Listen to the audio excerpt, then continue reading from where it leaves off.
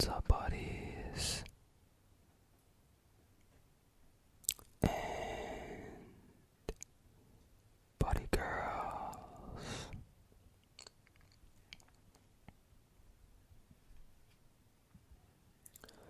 Welcome back to Facts Friday.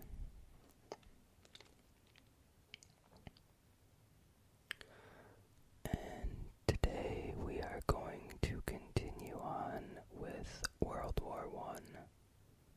This is going to be our part 2 video.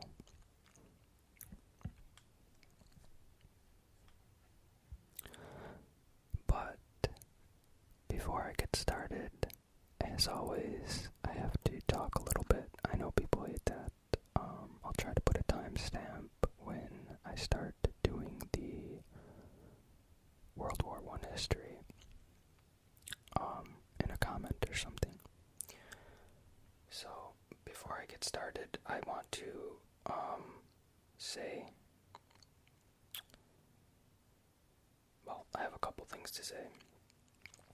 One, if you guys want a World War II video, the same style, but World War II,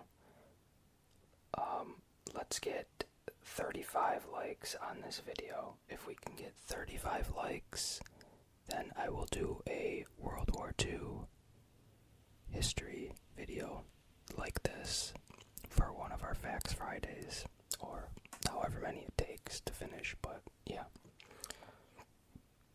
we got the 25 likes, it looked like, pretty easily on our Ancient Egypt video for our pyramid history video that will be coming next week.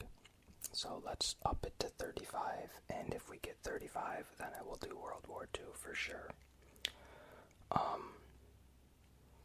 Second, what I want to say is I have a new goal, and I've mentioned this in other videos, but not at the beginning.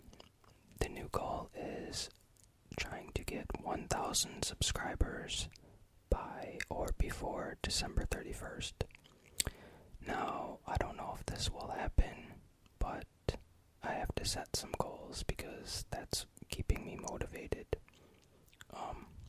So yeah, if you guys haven't subscribed and you find yourself watching my videos a lot, or you really enjoy the Facts Fridays and you haven't subscribed yet, or any other content that you enjoy, or maybe you're new and you just found my channel today, hit that subscribe button. If you like my stuff, I'd really appreciate it a lot.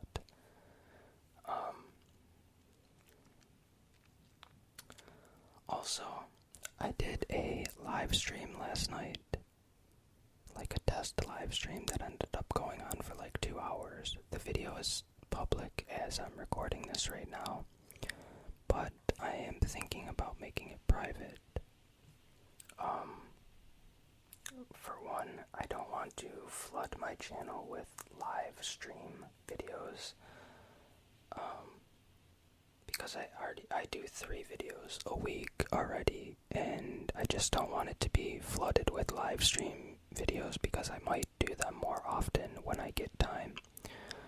So if I do 2 live streams in a week, I don't want that to push my other content aside, so I'm thinking about making those private. My other idea was I set up a Patreon page.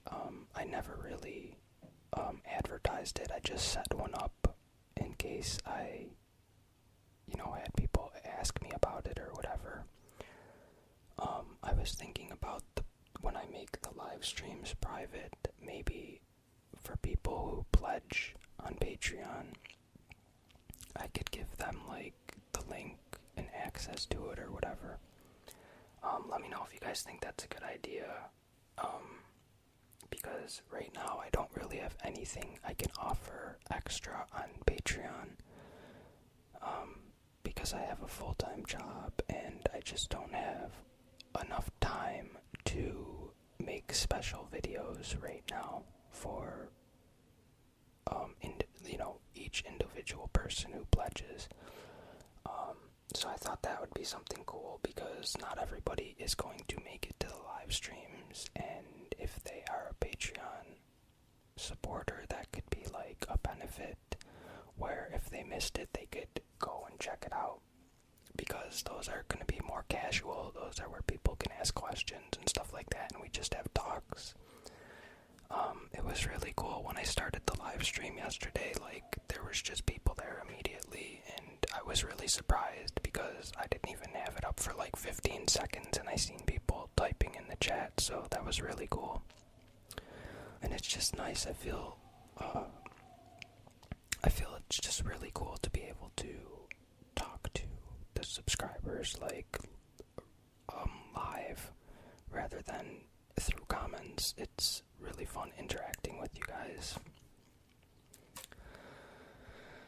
So yeah, let me know about that. Don't forget to like the video if you want the World War II video, and for 35 likes, and also subscribe. And yes, it's really windy out, so I'm sorry if that comes through in the video, or if you don't like that.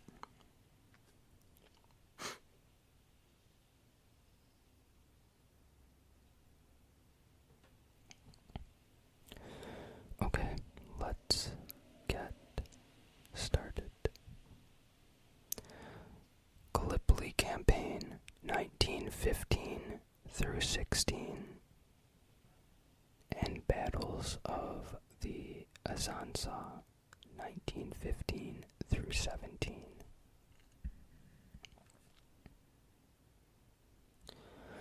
With World War I having effectively settled into a stalemate in Europe,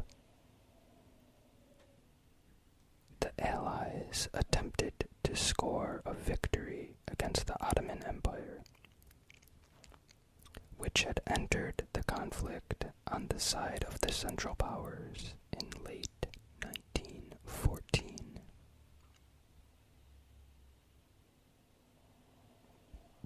After a failed attack on the Dardanelles, the strait linking the Sea of the Marmara with the Aegean Sea, I'm not sure how that's pronounced, Allied forces led by Britain launched a large-scale land invasion of the Gallipoli Peninsula in April 1915. The invasion also proved a dismal failure, and in January 1916, Allied forces were forced to stage a full retreat from the shores of the peninsula. After suffering 250,000 casualties, British-led forces also combated the Turks in Egypt and Mesopotamia, while in northern Italy, Austrian and Italian troops faced off in a series of 12 battles along the Azanza River, located at the border between the two nations. The first battle of the Azanza took place in the late spring of 1915, soon after Italy's entrance in the war on the Allied side in the 12th Battle of the Azanza, or the Battle of Caporetto, October 1917. German reinforcements helped Austria-Hungary win a decisive victory.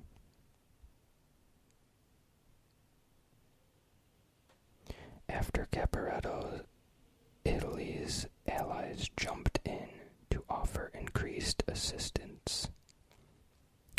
British and French and later American troops arrived in the region.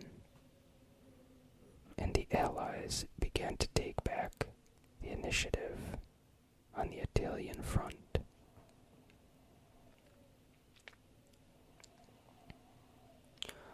World War I at sea, 1914 through 1917.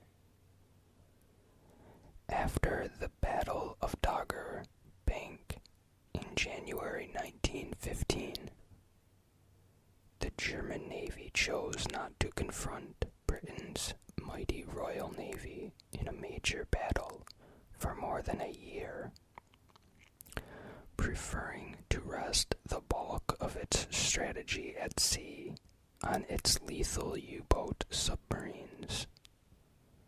The biggest naval engagement of World War I,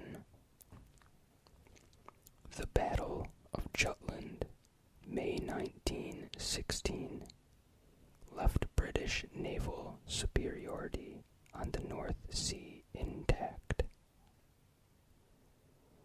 and Germany would make no further attempts to break the Allied naval blockade for the remainder of the war.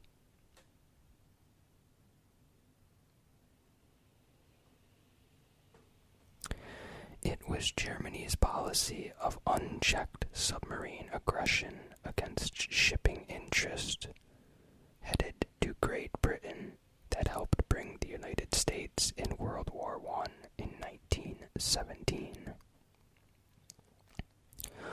Widespread protest over the sinking by U-boat of the British ocean liner Lusitania, or something like that, in May 1915, helped turn the tide of American public opinion steadfastly against Germany. And in February 1917, Congress passed a $250 million arms appropriations bill intended to make the United States ready for war.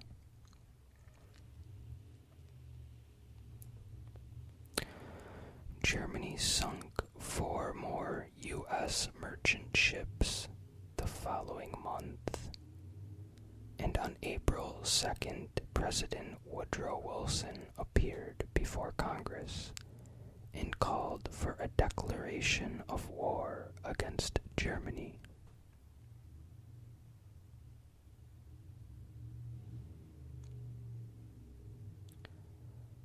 Toward an armistice, 1917 through 1918.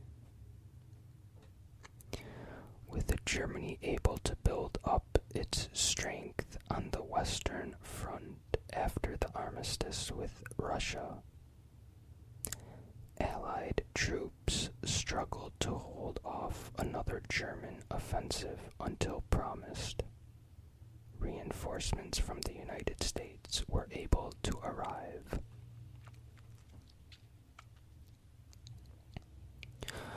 On July 15th, 1918, German troops under Erich von Ludendorff launched what would become the last German offensive of the war. Attacking French forces, joined by 85,000 American troops as well as some of the British Expeditionary Force, in the Second Battle of the Marne, thanks in part to the strategic leadership of the French Commander-in-Chief, Philippe Pétain, the Allies put back the German offensive and launched their own counteroffensive just 3 days later. After suffering massive casualties, Ludendorff was forced to call off a planned German offensive further north. In the Flanders region stretching between France and Belgium, which he had envisioned as Germany's best hope of victory. The of the Marne turned the tide of war decisively towards the Allies, who were able to regain much of France and Belgium in the months that followed. By the fall of 1918, the Central Powers were unraveling on all fronts. Despite the Turkish victory at Gallipoli, later defeats by invading forces and an Arab revolt had combined to destroy the Ottoman economy and devastate its land, and the Turks signed a treaty with the Allies in late October 1918.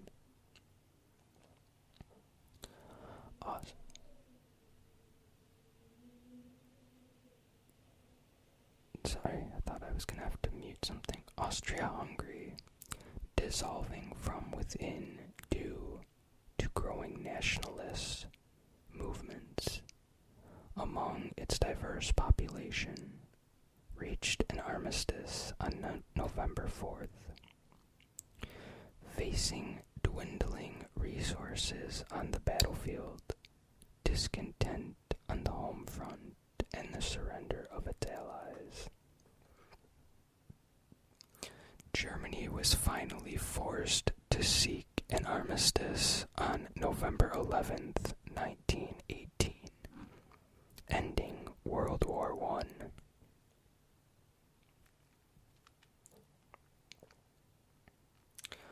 World War I's legacy.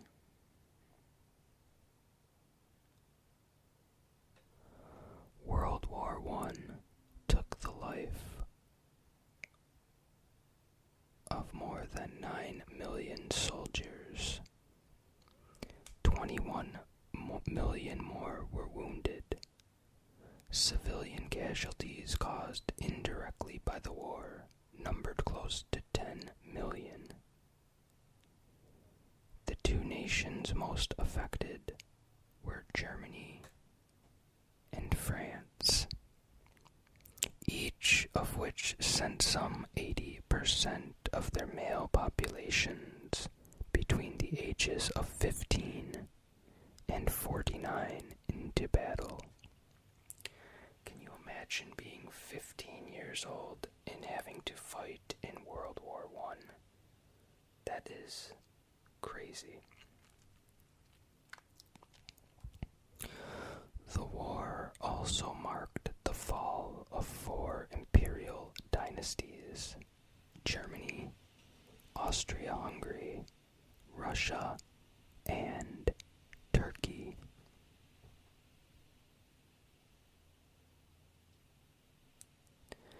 At the peace conference in Paris in 1919, Allied leaders who would state their desire to build a post-war world that would safeguard itself against future conflicts of such devastating scale. The Versailles Treaty, signed on June 28, 1919, would not achieve this objective. Of course it wouldn't. Saddled with war guilt and heavy reparations and denied entrance into the League of Nations, Germany felt tricked into signing the treaty, having believed any peace would be a peace without victory.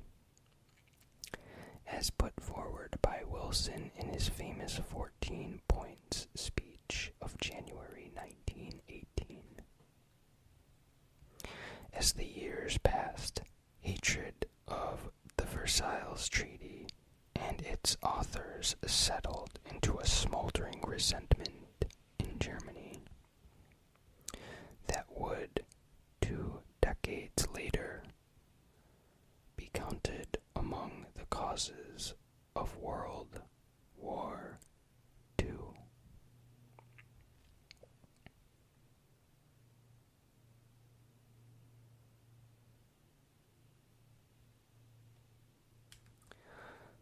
That is is all I have for today. And that will conclude our World War I history videos.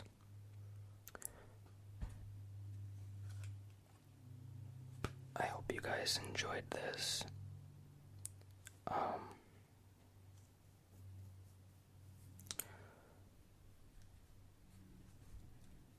And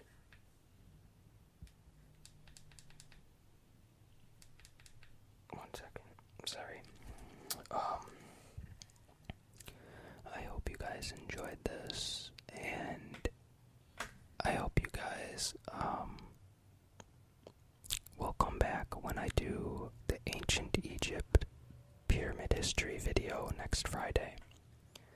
Also, do not forget to put that thumbs up if you want a World War II history video like this. 35 or more thumbs up, and we will be doing that soon. I really appreciate all the support, and I love hearing from you guys in the comments, so leave some comments, and I will see you guys soon. Good night.